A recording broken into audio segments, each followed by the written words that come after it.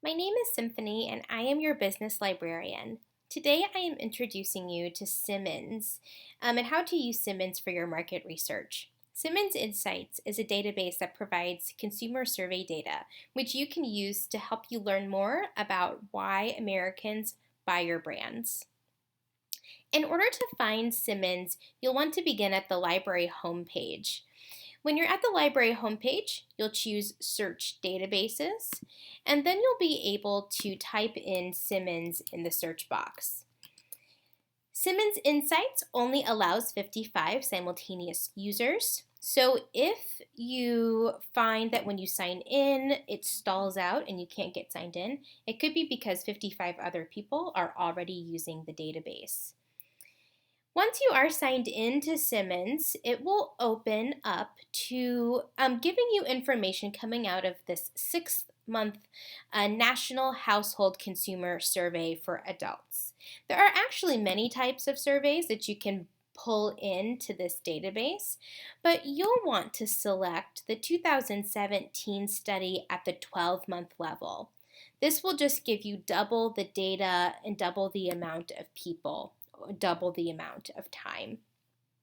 So now that I have changed this to my 12-month study, this study becomes the base of my search.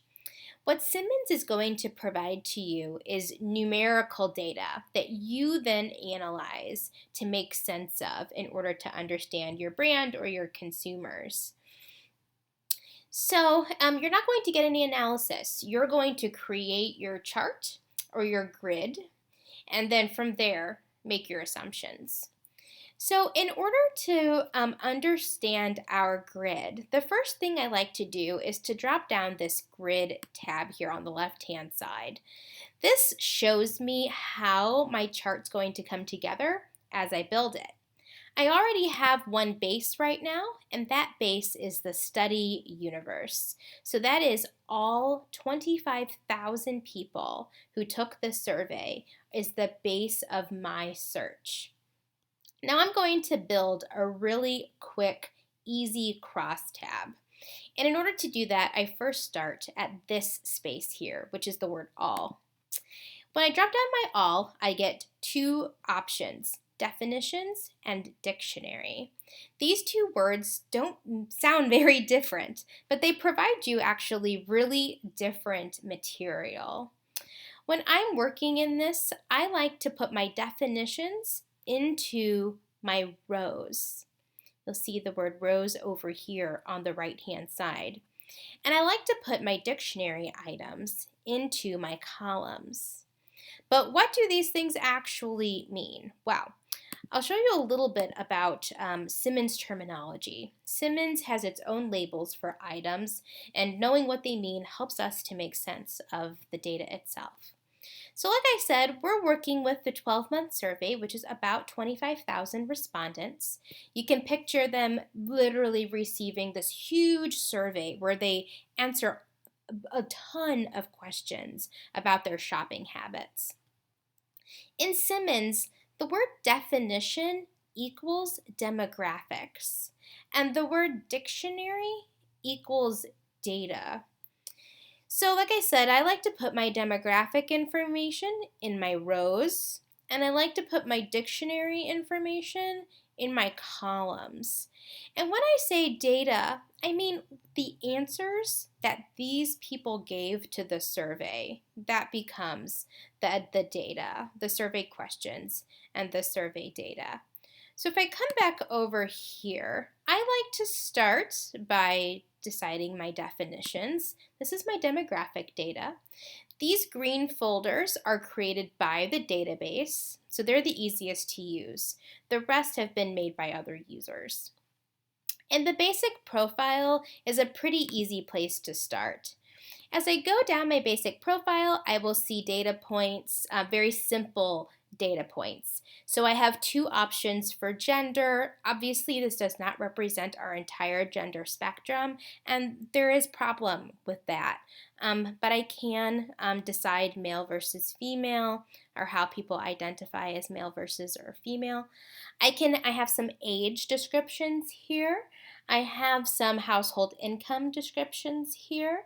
I've got language, I've got race, I've got education levels, marital status, many other items represented here. Because I want to show you how to build a really basic crosstab, I'm just going to go with the easiest two, which are male. I can click on male and I can put that in my rows. I like to put definitions or the demographics in my rows. And then I'm going to come back into this, add my female to my rows. So now on my left hand side, I can see that I'm beginning to build my, my crosstab. I've got my rows decided. Now I need to get my columns decided.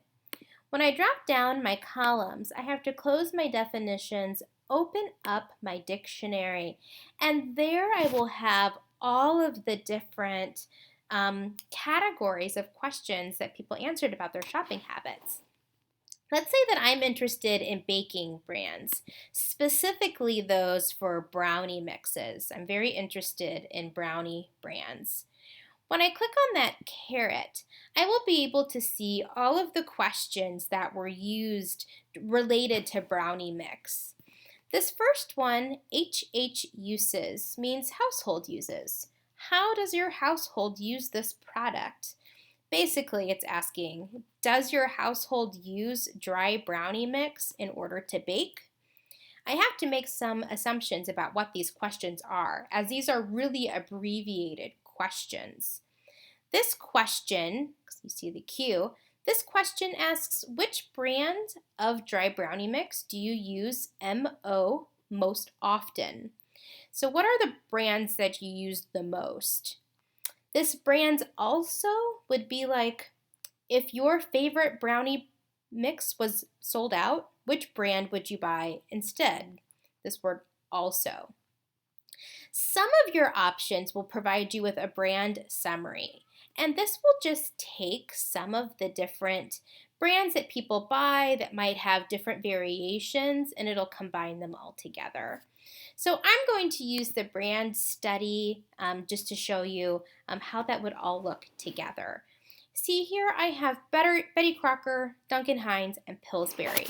And if I wanted to combine all of these things or bring all of these things, I can and put them into my columns. So I'm going to do that now. So I've got all three of these selected, and once I do that, I have my option for throwing that into my columns here. So I will do that. And now that I have something in my base over here on the left side, something in my columns and something in my rows, this arrow on the right hand side has shown up and I can run my crosstab. So this is what our crosstab looks like. Like I said, we get raw data that we have to extrapolate meaning from. And then again, we've got some other terminology here that we must understand in order to make sense of what this chart is trying to tell us. But before we do take a look at that, I want you to know that there are ways that you can manipulate this chart from the inside. So let's say, for example, here I've got my three brands going along the top. These were my columns, Betty Crocker, Duncan Hines, and Pillsbury. And then over here on the left-hand side, I have my rows, my male row and my female row. Let's say that across the top here, I decide that I don't want to see information about Duncan Hines. I could click on these three little dots and I could clear out that column. I could delete it with this little trash can. Alternately, you could decide you don't like how something has been labeled because you can save and export your crosstabs. So if I don't like how something is labeled, I can change it here. So let's say that I don't like to see all of this extra words next to my male and my female. I can edit the name of this. I can delete all of the stuff that I don't want to see. And now it just looks a little bit better for me. It looks a little bit more clean. Those are just little things that you can do.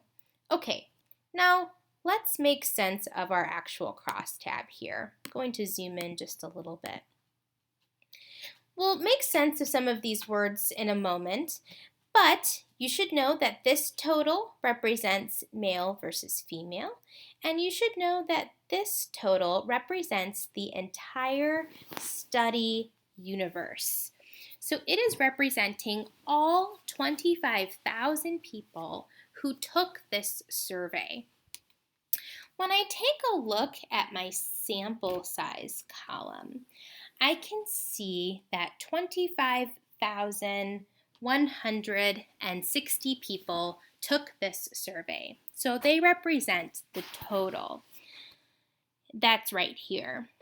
When I take a look at my male-female breakdown, I can see that 10,000 of these people identified as male and 14,000 of these people identified as female. The makers of our study suggest that our study represents many more of our population. So when weighted, our study sample actually represents this number of people. But this number of people is actually in millions. You have to add 3 zeros to the end of this. So this would actually be 200 million people are represented by the choices of these 25,000 people. Similarly, these 10,000 male respondents will represent 116 million people.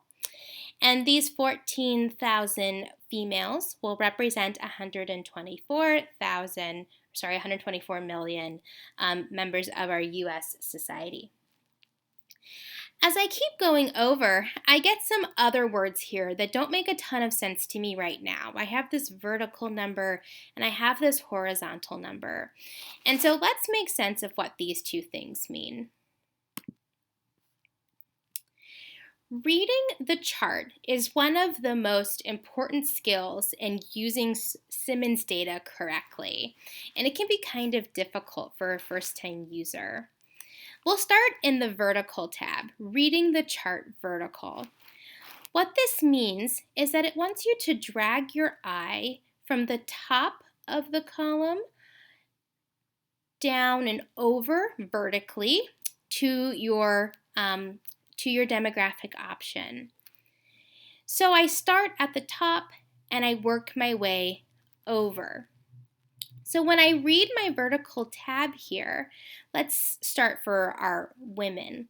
So when I read my vertical here, I will say that of the total number of people who took the survey, out of all 25,000 people who took the survey, 51.7% of them were female. Of the total number of people who took the survey, 51.7% of them identified as female. For the men, I could say that of the total number of people who took my survey, 48.3% of them identified as men. We're starting at the top and we work our way over. Alternatively, I can take a look at my horizontal chart. This is sort of the same deal. It's going to tell me what direction I should read my chart. So in this case, I'm reading horizontally. I start over here on the left side and I work my way over horizontally before I go up. So what this is going to mean for me, if I'm reading horizontally, is that of the number of females who took the survey, of all of the females, all 3,000 of them who took the survey, in this case, 30.7% of them purchase Betty Crocker mix. Of all of the men or the males who took this survey, all 2,894 of them, 27.9% of them purchase Betty Crocker. So if hopefully you can kind of sense the difference in these numbers. This is telling us the difference between what these very specific demographics area does versus what the entire purchasers of all Betty Crocker products would do. When I read this, then it tells me that 30.7% of the women who took this survey said that they purchased Betty Crocker. This tells me that women are purchasing 60% something else, right? Or I guess it would be more like 70% are purchasing some other type of brownie brand. So I'm only representing actually a small amount of my female population here within this survey. So remember that that's how you want to read. You start at the top and work your way over for your vertical reading, and you start at the side and work your way up for a horizontal reading. The other interesting number that you will see within your chart is the index number.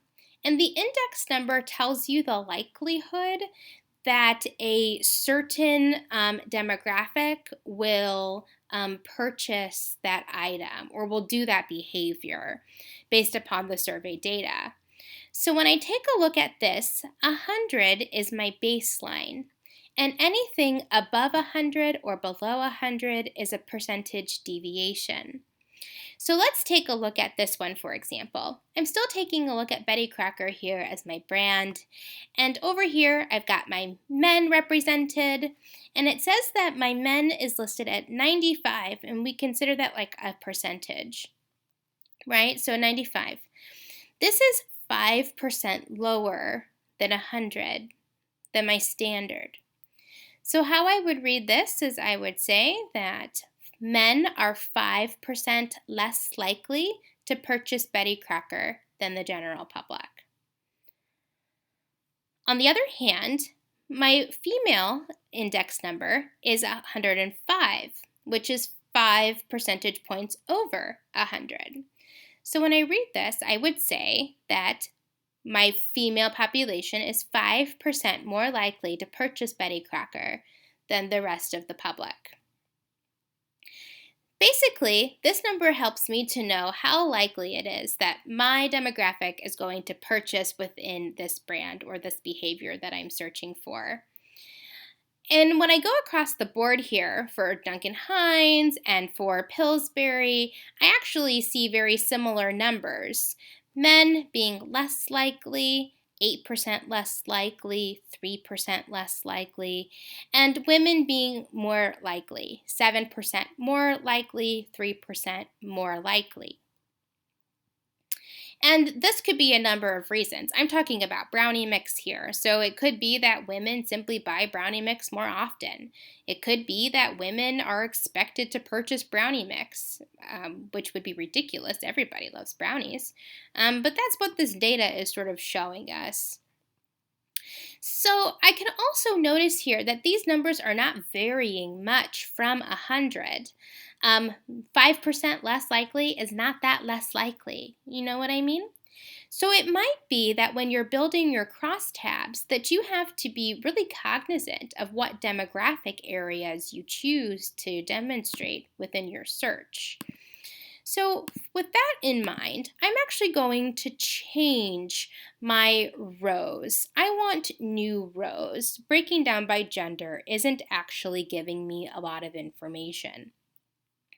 So I can come back over into my left-hand navigation here, and because I want to change my rows, I can hit this little trash can and I can delete what's in my rows right now. Now I'm just taking a look at, against the total number of respondents, how many of those people answered with these different brand choices. But I need to now fill in my rows. I need new rows. And of course, I like to put my definitions in my rows. So I'm going to open up my definitions. I'm going to come back into my basic profile. And searching by gender didn't give me a lot of information. So now I'm going to instead choose for age. I'm going to take these big age groups. You'll notice that some of these overlap. So I have to take them one by one in order to get the correct breakdown. So 18 to 24, I'm going to add that to my rows. If you ever get this notice, it's just telling you that you're going to have to run your report again, and I get that.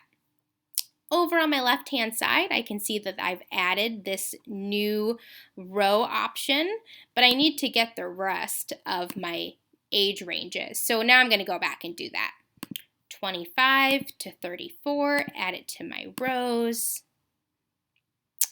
35 to 44, add it to my rows.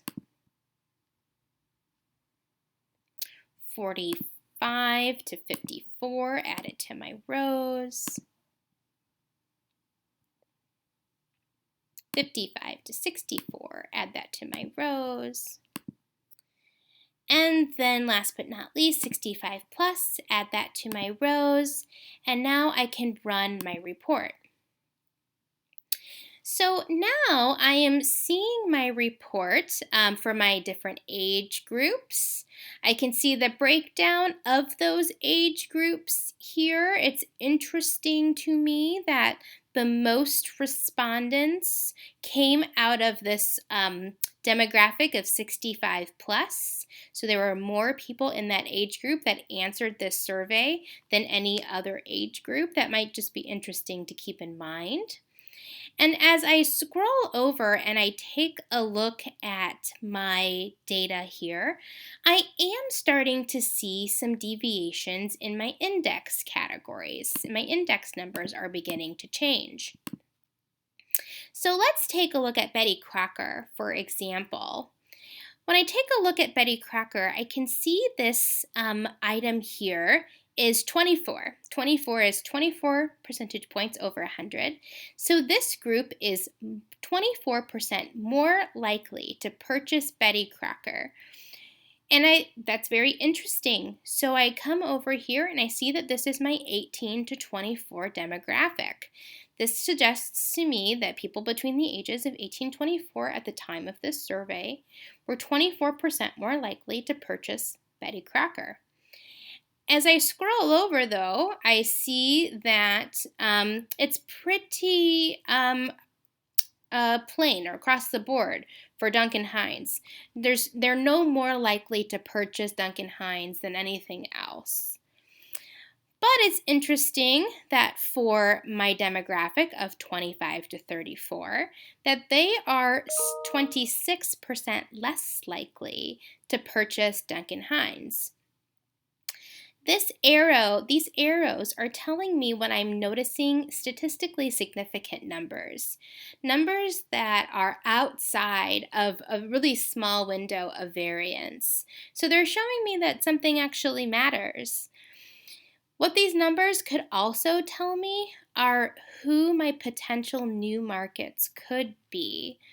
If this group of folks isn't purchasing Duncan Hines, then maybe Duncan Hines needs to advertise directly to them more often, for example. So this is the basics of how to build a crosstab. I like to stick my demographics along the left side, which are my rows, and I like to stick my data across the top, which is my columns. And you can do this over and over again in different variations with different information. You might start with just the brand that you're interested and then run the same reports for similar brands to see what your competition is like and who your competition appeals to. You can play around as much as you want with the breakdown of definition descriptions to see if you get different information when you take a look at people through different lenses. One of the items that I do want to point out are in this dictionary section, there are different lifestyle statements that you might find interesting. And getting to know what people's attitudes and opinions are and how their opinions might make an impact on how they shop.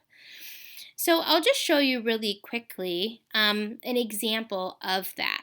Let's go into the section about food, for example. Again, when I drop down my caret there, I get my questions, and then I get my example of what that is. So what this is telling me is that for any of these lifestyle questions, the answers were agrees a lot, agrees a little, agrees any type of agree, that neither disagree or agree, disagree a little, disagree a lot, and any type of disagree. And when I click on these, I will get the actual questions that were asked. So for this first one, breakfast is more important than lunch or dinner. And because I chose my agree a lot, I'm going to be able to capture any of the people who agree a lot with any of these statements. So I could say a person who agrees a lot with that breakfast is more important, that dinner is more important, that eating fast food helps me stay in budget. Eating fattening foods makes me feel guilty. Fast food fits my busy lifestyle. And all of these questions, the people would have responded agrees a lot.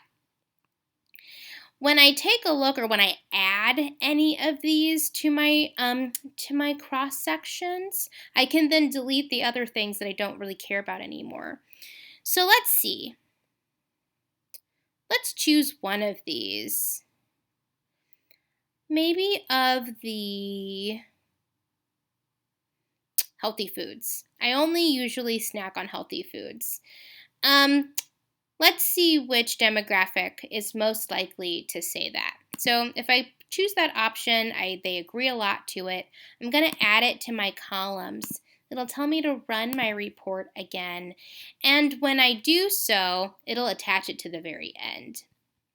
So it's at the very end here, agrees a lot. I can still see my ages along my left-hand side here. And it looks like of these folks, well, everybody likes to snack on healthy things. But it looks like my group here of 25 to 34 is less likely to agree a lot that they like to snack on healthy stuff. So maybe that's an indication that I can sell brownie mix better to this age group because they might not be as interested in snacking on healthy foods. So those are other sorts of ideas that I can extrapolate from my lifestyle statements. Some of them are very interesting, and I do suggest that you take some time looking at those. The last thing I want to show you are the essentials. And in this essentials tab, we're in the cross tab. That's where the database opens. But there are also these quick reports. And the quick reports can be a way for you just to understand your survey data a little bit better. Again, it's going to open to your 6-month study, and you want to change that to your 12-month study. And then from there, you can do a lot of things. So let's say that I want to learn about the people who purchase the brand that I have been assigned. Let's say that I know that my brand information is underneath dictionary. Let's say that my brand information, I'll do Duncan Hines maybe. So I'll come back here into food, into baking, dry brownie mix, brands used most often. Oh, actually, I'm going to change my mind. I want to do the brands used also. This will tell me about the people who purchase my brand second, not first. These are people whom I could definitely market to. So I'm going to do brands also. I'm going to come in here to Duncan Hines Decadent, for example. And I'm going to make those folks my target. That means that all of the folks who purchase this specific brand are my target. I hit my target button, and then I can run my report.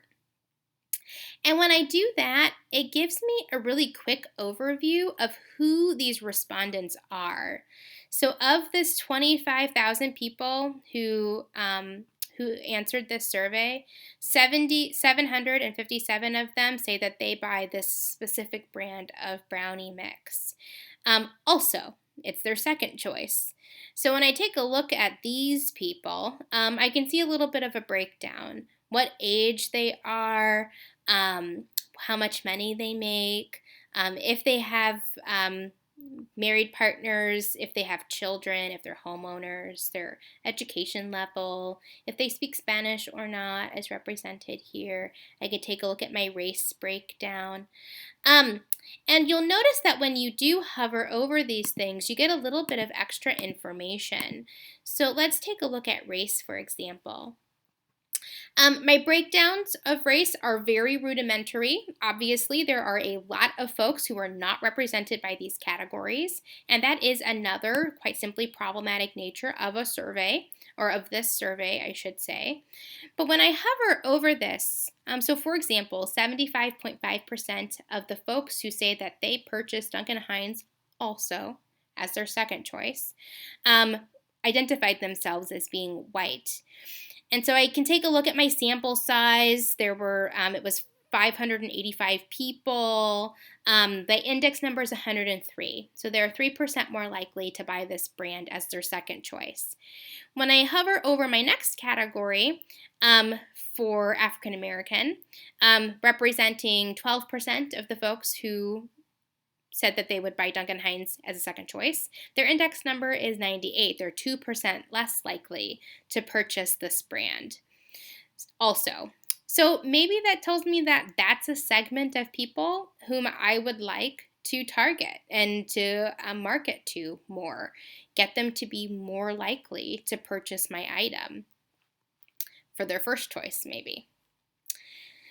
So this is my quick reports section.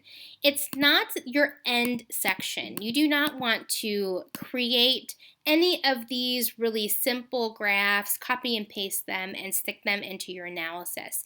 It will not be enough. Your instructors want you to create crosstabs and to build information and to analyze and to extrapolate information from your crosstabs. But some people find these quick reports to be an interesting place to get started, to learn a little bit about overall who your buyers are and who they are not, who the buyers of other brands are and who they are not, in order to decide what demographics it are that you would like to focus in on. So this is Simmons. Simmons is a very robust, to some people, kind of difficult to use database, but with some practice, I know that you can get to be very good at it. But lastly, of course, if you were to need any help in your use of Simmons, you can contact me directly. I am Symphony. I am your business librarian. Email is the best way to get a hold of me, but you can also book appointments with me, and I'm happy to work with you via email to set an appointment. I look forward to working with you and to answering your Simmons questions. Take care.